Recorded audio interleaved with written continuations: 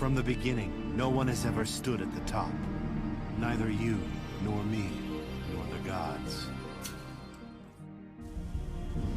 क्या तुम्हें पता है कि आइजन की इन लाइंस का मतलब क्या था? अगर हाँ तो कॉन्ग्रेचुलेशन, यू आर जीनियस। और अगर नहीं तो कोई बात नहीं, लेट मी टेल यू। पर पहले मुझे ये बताओ कि तुम्हें कैसा लगेगा अगर तुम्हें पता चले कि वो ऑलमाइटी पावरफुल गॉड जिसने इस पूरी दुनिया को क्रिएट किया है, जिसकी वजह से ये दुनिया एग्जिस्ट कर रही है, जिसके पास वो सारी पावर्स हैं जो कि इस दुनिया को चेंज और कंट्रोल कर सकती हैं, पर वो इस दुनिया पे रूल नहीं कर रहा है। वो तो सिर्फ एक कठपुतली है, क्रिस्टल में कैद एक बिना हाथ पैरों की लाश जो ना ही जिंदा है और ना ही मुर्दा। वो कोई स्वर्ग के सिंहासन पर बैठा हुआ किंग नहीं है, बल्कि वो एक लिंचपिन, कॉर्नरस्टोन, आधारशिला, जो भी तुम्हें सूटेबल लगे वो वही है, जिसके एग्जिस्टेंस का एक लौता रीजन इस दुनिया के एग्जिस्टेंस को बरकरार रखना है। वो स्वर्ग के सिंहासन का किंग नहीं बल्कि कुछ स्पेसिफिक लोगों की इच्छाओं का कैदी है। प्रीटी डिस्टर्बिंग है ना? पर यही रियलिटी है सोल किंग रेयो की, जिसकी इस पिटफुल स्टेट और स्वर्ग के सिंहासन के इस खालीपन की रियलिटी को आइजन ने अपनी इन लाइनों में मेंशन किया था, जो कि इस दुनिया की रियलिटी की काफी इंपॉर्टेंट फोरशैडोइंग थी कि कैसे इस दुनिया के protagonist quote and quote good guys soul reapers की बनाई ये दुनिया, जिसके ऑर्डर को मेंटेन रखना वो एक डिवाइन ड्यूटी समझते हैं, जो कि उन्हें सोल किंग ने दी है, एक झूठ पर बेस्ड है। पर एक्चुअल में ट्रुथ ये है कि हम लोग थोड़ा ऑफ कोर्स जा रहे हैं, क्योंकि आज की वीडियो में हम लोग सोल रीपर्स की मक्कारी नहीं बल्कि सोल किंग के ओरिजिन्स, उनकी इनिशियल डिमाइज और उनके पॉसिबल रीइंकार्नेशन के बारे में बात करेंगे, जो कि किसी की मक्कारी की बिचिंग करने जितना मजेदार तो नहीं है, पर यकीन मानो it's going to be fun. तो सोल किंग वो मिस्टीरियस एंटिटी है जिनके बारे में ना ही सोल रीपर्स, ना ही क्विंसीज और ना ही दुनिया की सबसे पावरफुल रेस मांगा रीडर्स तक के पास में भी कुछ खास इंफॉर्मेशन अवेलेबल नहीं है,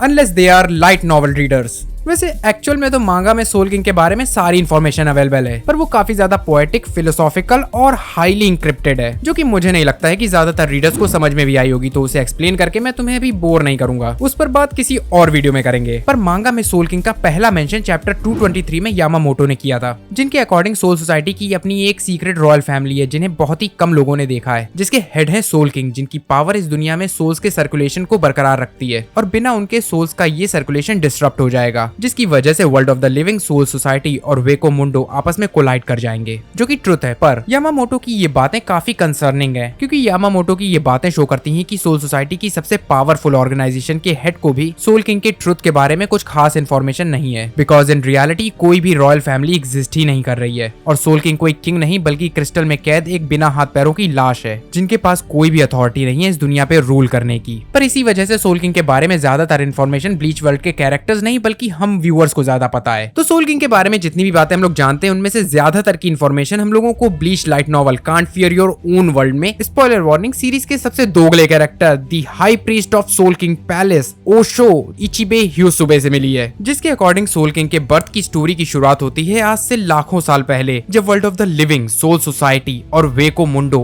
इन 3 सेपरेट रेल्म्स की जगह सिर्फ एक single chaotic primordial realm exist कर रहा था, जिसमें सिर्फ सोल्स एग्जिस्ट करती थी, और ये समय कहलाता था प्राइमोडियल एज। ये वो समय था जब हर चीज एक एम्बिगुअस स्टेट में एग्जिस्ट कर रही थी, जहां पर ना लाइफ थी और ना ही डेथ, ना ही प्रोग्रेशन और ना ही रिग्रेशन, और हॉलोज रेशी के नेचुरल सर्कुलेशन का पार्ट थे, यानी कि some point of time souls अपने आप ही हॉलो में ट्रांसफॉर्म हो जाती थी। लेकिन इस वर्ल्ड की सबसे इंटरेस्टिंग बात ये थी कि हेल हमेशा से एग्जिस्ट कर रहा था, जो कि सोचा जाए तो बहुत ही अजीब बात है, क्योंकि जब लाइफ और डेथ का कॉन्सेप्ट ही एग्जिस्ट नहीं कर रहा था और हॉलोज रेशी के नेचुरल सर्कुलेशन का पार्ट थे, तो हेल में क्या एग्जिस्ट कर रहा था? वैसे तो इसके बारे में कई सारी थियरीज हैं, जिनके अकॉर्डिंग हेल में कोई बहुत ही powerful primordial demonic being exist कर रहा है, जिसके बारे में अभी हम लोग आगे बात करेंगे। तो सम पॉइंट ऑफ टाइम हॉलोज ने सोल्स को खाना शुरू कर दिया, जिसकी वजह से एक मैनोस क्रिएट हुआ। मैनोस वो हॉलोज बनते हैं जिनकी बॉडी का होल इतना ज्यादा बड़ा हो जाता है कि नॉर्मल सोल्स उनकी भूख को मिटा ही नहीं पाती हैं, और वो दूसरे हॉलोज को खाना शुरू कर देते हैं। और यहाँ से इचिबे बताता है कि उस मैनोस ने एग्जिस्टेंस की सारी सोल्स को डिवावर करना शुरू कर दिया था, जिसकी वजह से एक समय पर ऐसा लगने लगा था कि अगर ये कंटिन्यू रहा तो सारी की सारी एग्जिस्टेंस एक समय पर एक जायंट मैनोस में ट्रांसफॉर्म हो जाएगी। लेकिन अपनी बात को कंटिन्यू करते हुए इचिबे बताता है कि ये बहुत ही अनोखा था, ऐसा लग रहा था कि सारी की सारी एग्जिस्टेंस इस आउटकम को रिजेक्ट कर रही है, और इसी वजह से उस समय एक नई सोल क्रिएट हुई जो कि हॉलोज को डिस्ट्रॉय कर सकती थी। और इस बात को इचिबे कंफर्म करता है कि ये सोल किंग ही थे, जो कि हॉलोज के एग्जिस्टेंस को पूरी तरीके से डिस्ट्रॉय करके उन्हें रेशी सैंड में बदल देते थे, यानी कि वो डिस्ट्रॉय हुए हॉलोज एक्चुअल में सोल के सर्कुलेशन में कभी वापस नहीं आते थे। और हाँ, तुम लोग सही सोच रहे हो, वेको मुंडो में में जो हम लोगों ने सैंड देखी है वो सोल किंग द्वारा डिस्ट्रॉय हॉलोज ही है। तो इसके बाद में इचिबे बताता है कि उस समय मैं और मेरे जैसे कई और powerful beings with special abilities exist कर रहे थे, पर सोल किंग उन सब में भी एक्सेप्शनल थे। और ये कहना गलत नहीं होगा कि उनकी पावर सबसे क्लोजेस्ट थिंग थी ट्रू ऑलमाइटी, ओमनीपोटेंट और ओमनीसिएंट के। पर सोल किंग की वजह से हम लोगों को एक बहुत ही फैसिनेटिंग इन्फॉर्मेशन भी पता चली थी कि सोल किंग को भी किसी हायर एग्जिस्टेंस ने क्रिएट किया है, जो कि नहीं चाहती थी कि हॉलोज इस दुनिया को खत्म कर दें, जो कि काफी इंटरेस्टिंग बात है, लेकिन इसके बारे में किसी और वीडियो में बात करेंगे। तो अकॉर्डिंग टू इचिबे सोल किंग अपनी पावर से हॉलोज को काफी समय तक डिस्ट्रॉय करते रहे, लेकिन सोल किंग का हॉलोज को डिस्ट्रॉय करना कुछ लोगों को पसंद नहीं आ रहा था, जिसमें मोस्ट इंपॉर्टेंट थे 5 पावरफुल बीइंग्स, जो कि सोल किंग जितने तो नहीं पर अपने में ही काफी पावरफुल थे, जिनका मानना था कि सोल किंग का हॉलोज को इस तरीके से डिस्ट्रॉय करना सही नहीं है और हॉलोज को भी एग्जिस्ट करने का उतना ही हक है जितना किसी और को। और ये 5 पावरफुल बीइंग्स एक्चुअल में सोल सोसाइटी की 5 ग्रेट नोबल फैमिलीज शिबा, सुनियाशिरो, कुचकी, शिहोन और एक अननोन क्लैन के फाउंडिंग एंसेस्टर्स थे,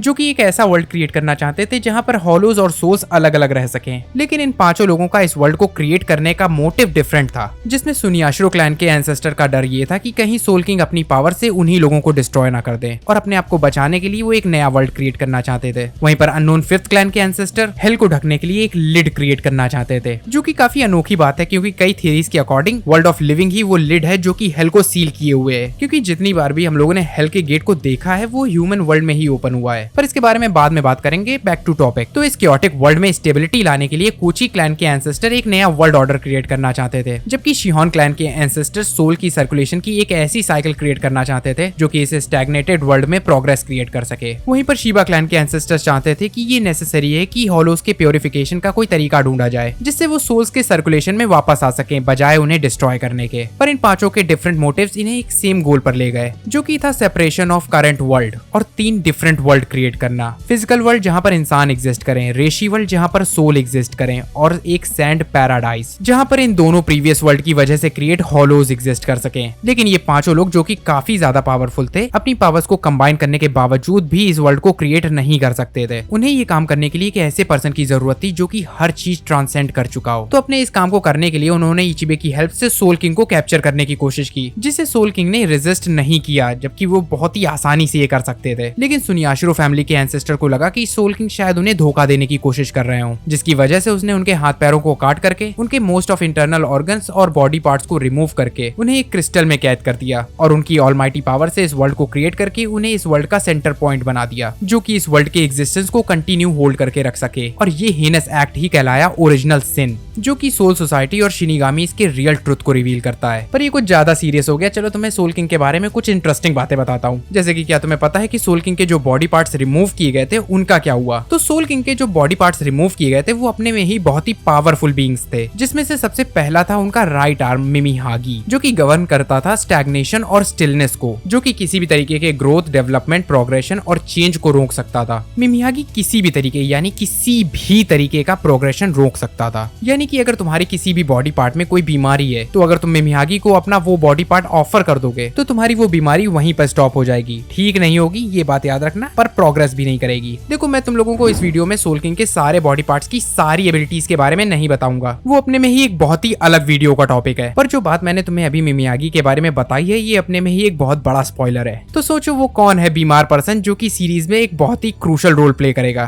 तो आगे बढ़ते हैं और सोल किंग के लेफ्ट आर्म के बारे में जानते हैं, जिसका नाम है परनाइडा, जो कि फन फैक्ट एक क्विंसी है, जिसको तुमने एनिमे के लेटेस्ट एपिसोड्स में देखा भी होगा, जो कि गवर्न करता है प्रोग्रेशन और एडवांसमेंट को। परनाइडा की पावर्स उसे अलाउ करती हैं हर तरीके के एवोल्यूशन और प्रोग्रेस को कंट्रोल करने की। यहाँ तक कि इन पावर्स की वजह से परनाइडा खुद को और दूसरों को इनफाइनाइट लेवल तक इवॉल्व करके इनहेंस कर सकता है। यानी कि परनाइडा किसी भी चीज को टच या अब्सॉर्ब करके उनकी सारी एबिलिटीज सीख सकता है और उनसे ज्यादा पावरफुल बन सकता है, जिसकी वजह से वो टेक्निकली इमॉर्टल है। यानी कि अगर तुम परनाइडा को छोटे छोटे टुकड़ों में काट भी दो तो भी वो टुकड़े अपने आप को इवॉल्व करके खुद की अपनी अपनी पूरी बॉडी क्रिएट कर लेंगे। यानी कि पहले तुम एक परनाइडा से नहीं लड़ पा रहे थे, अब 1000 से लड़ना पड़ेगा। और परनाइडा के बाद में आता है एक और क्विंसी, थॉर, मतलब Gerard Valkyrie, heart of soul king. देखो ये थोड़ा वेग है कि जेरार्ड सोल किंग का लिटरल हार्ट है या सोल किंग का हार्ट जेरार्ड के अंदर है, पर जो भी कहो Gerard is the soul king's heart. और जस्ट लाइक परनाइडा, जेरार्ड भी एक क्विंसी है जिसकी पावर कहलाती है मिरेकल, जो कि उसे अलाउ करती है ऐसे इवेंट्स को रियलिटी में चेंज करने की जो कि होना इम्पॉसिबल है। और अकॉर्डिंग टू जेरार्ड जितना ज्यादा इम्पॉसिबल टास्क होगा उसका रियलिटी में चेंज होने की गारंटी उतनी ज्यादा होगी। यानी कि बैटल के किसी भी मोमेंट पे जेरार्ड को अगर 100% पता हो कि वो इस बैटल को किसी भी तरीके से नहीं जीत सकता है तो इस बात की पूरी गारंटी होगी कि वो इस बैटल को जीत जाएगा। और इसी ब्रोकन एबिलिटी के साथ में जेरार्ड के पास में पावर है डैमेज एम्पावरमेंट की, जिससे वो अपने दुश्मनों के डर को पावर में कन्वर्ट कर सकता है, जिसकी वजह से वो अपनी बॉडी पे हुए किसी भी तरीके के डैमेज को रिवर्ट करके अपने साइज और स्ट्रेंथ को इंक्रीज कर सकता है। और सबसे इंपॉर्टेंट बात यह है कि इस पावर की कोई भी लिमिट नहीं है, वो कितना भी ज्यादा डैमेज झेल सकता है। और इसमें मैंने अभी तक उसके वेपन्स के बारे में तो बात भी नहीं की है, जो कि मैं किसी और वीडियो में तुम्हें बताऊंगा। देखो मिमिहागी, परनाइडा और जेरार्ड, इन तीनों के बारे में हम लोगों को ऑफिशियल तौर पे पता है कि ये सोल किंग के बॉडी पार्ट्स हैं, पर सोल किंग के ऐसे कई बॉडी पार्ट्स हैं जो कि मिसिंग है, जिनके बारे में हम लोगों को कुछ भी नहीं पता है सिवाय कुछ स्पेकुलेशंस के कि वो कौन है। जिसमें से पहली स्पेकुलेशन ये है कि सोल किंग का जो ब्रेन है वो ग्रैमी है, जिसको तुम लोगों ने एनिमे में केनपाची से लड़ते हुए देखा होगा। और ग्रैमी भी एक क्विंसी है जिसकी पावर का नाम है visionary, the power of imagination, जो कि इमेजिनेशन को रियलिटी में चेंज कर सकता है। और ये बहुत ही ज्यादा टेरिफाइंग पावर है। और सोल किंग का दूसरा बॉडी पार्ट जिसके बारे में हम लोगों को ऑफिशियली नहीं कंफर्म किया गया है वो है सोल किंग का सकेत्सु यानी सोल चेन, जो कि एक समय पर एक फुल ब्रिंगर और मिचिबाने से जुड़ गया था। देखो अब फुल ब्रिंगर्स की अगर बात हो ही रही है तो फुल ब्रिंगर्स के बारे में तुम्हें एक फन फैक्ट बताता हूँ, जो कि ये है कि हर फुल ब्रिंगर की बॉडी में सोल किंग की बॉडी का एक फ्रैगमेंट जरूर पाया जाता है। और उसी फ्रैगमेंट को अब्सॉर्ब करने के लिए हॉलोज उनकी बर्थ से पहले उनके पेरेंट्स पे अटैक करते हैं, जिसकी वजह से फुल ब्रिंगर्स की पावर्स जो है वो हॉलो से रिजेंबल करती हैं। लेकिन उनकी दुनिया की हर चीज की सोल को मैनिपुलेट करने की जो पावर है वो सोल किंग के फ्रैगमेंट की वजह से है। और इस वजह से ये कहना गलत नहीं होगा कि सोल किंग दुनिया के सबसे पहले फुल ब्रिंगर भी थे। और अगर मोर एक्यूरेटली कहें तो वो सबसे पहले फुल ब्रिंगर, सबसे पहले शिनिगामी और सबसे पहले क्विंसी भी थे। लेकिन इस बात से एक बहुत ही बड़ा क्वेश्चन क्रिएट होता है कि अगर सोल किंग के अलग अलग बॉडी पार्ट्स ही इतने ज्यादा पावरफुल हैं जिनकी पावर्स की लगभग कोई लिमिट ही नहीं है, तो उन 5 लोगों ने सोल किंग को इतनी आसानी से कैसे कैद कर लिया और सोल किंग ने उन्हें रेजिस्ट क्यों नहीं किया। लेकिन ये क्वेश्चन इचिबे से भी पूछा गया था और इसके जवाब में इचिबे बताता है कि हो सकता है कि सोल किंग ने अपनी ऑलमाइटी पावर से ऐसा कोई फ्यूचर ही नहीं देखा जहां पर वो अपने कैप्चर को अवॉइड कर सके, या फिर ये भी हो सकता है कि उन्होंने एक ऐसा फ्यूचर देखा हो जहां पर उनका कैद होना ही इस दुनिया के लिए ग्रेटर गुड की वजह हो और इसीलिए उन्होंने अपने कैप्चर को रेजिस्ट नहीं किया। देखो अब ये गारंटी है कि पहली वजह तो सच नहीं है, ये हम लोग भी जानते हैं, क्योंकि जब यूहा अपनी पावर से फ्यूचर को चेंज कर सकता है तो सोल किंग तो ये गारंटेड ही कर सकते होंगे, और वो भी शायद उससे ज्यादा पावरफुल तरीके से। और रही बात दूसरी पॉसिबिलिटी की, तो कुछ लोगों का मानना है कि सोल किंग ने इचिगो की वजह से फ्यूचर की हैप्पी एंडिंग देखी होगी जहां पर उसने यूहा को हरा दिया होगा और इस वजह से उन्हें अपना कैप्चर रेजिस्ट नहीं किया। पर ये पॉसिबिलिटी कोई सेंस नहीं बनाती है, क्योंकि सोल किंग की इस पिटिफुल स्टेट से उन्हें रिलीज करने के लिए ही यूहा बाग ने पूरी दुनिया को खत्म करने का प्लान बनाया था।